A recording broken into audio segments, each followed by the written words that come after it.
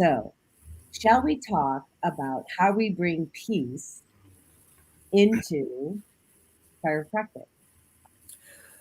The approach that we teach around the world is called MLS, and Mastery, Love, and Service. And it was brought forth in the 80s by our teacher, Arnaud Bernier, who was going to be on the call, who I'm sure will be in the future. Yeah. He had some incredible teachers and mentors as well.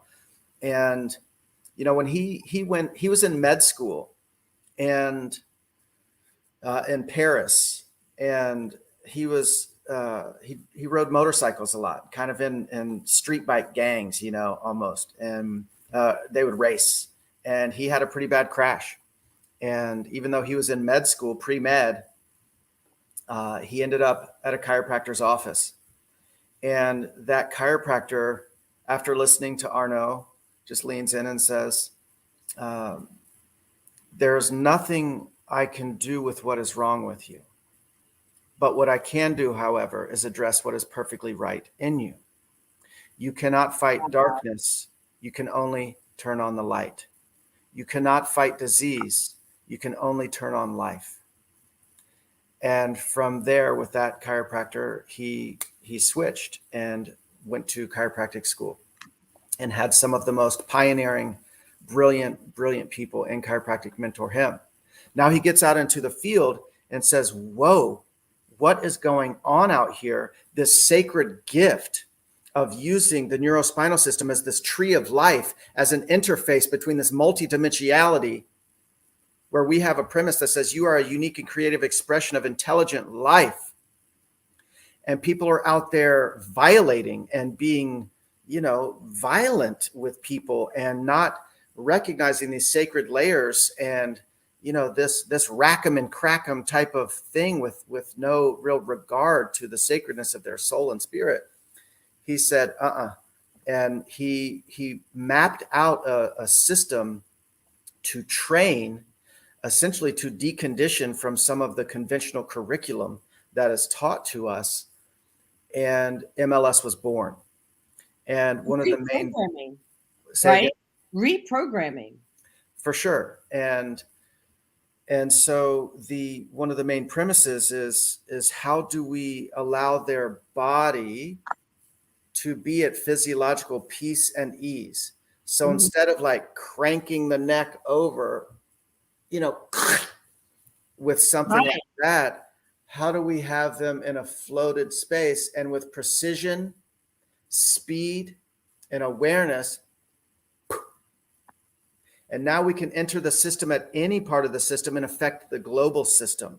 And it can actually assimilate and integrate through. And then, because listen, what did Mary call this before we released it in her system? She called it tension. Oh, I got this crick in my neck. Oh, there's all this tension here. Well, if we can help with the breath, with the awareness, and we can free that in the system, Mary might say later on, oh my gosh, Dr. Wade, thank you so much. I have so much energy now. And I say, or I have so much more energy now. I say, no, you don't. It was there. It was just stuck and bound in the system, and it wasn't, and you couldn't access it. We just freed it. So now you can access it and utilize it for what? For whatever the hell you want. Right.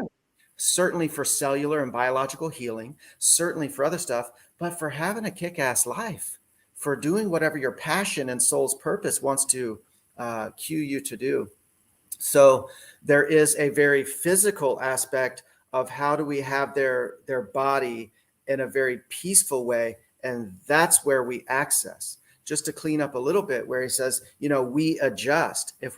Let's get a little nitpicky with it. We introduce a force into the system, right? We introduce a frequency, a vibration into the system, which then now that person and all the levels of them can now take that in and utilize it for constructive physiological purposes, right? For constructive consciousness purposes. So really we initiate the adjustment process. I don't adjust anybody. I introduce something, a new frequency or tone. frequency, a new energy, and Correct. so I did that this morning. So Which this then morning, they can utilize. this morning, my right side, I've been doing a lot of energy work, and shifting a lot of belief systems over the last 3 weeks lately. I mean, I'm doing it all the time, but it's, been a little bit more intense. And this morning, I have a knee replacement in my right knee, so I have titanium.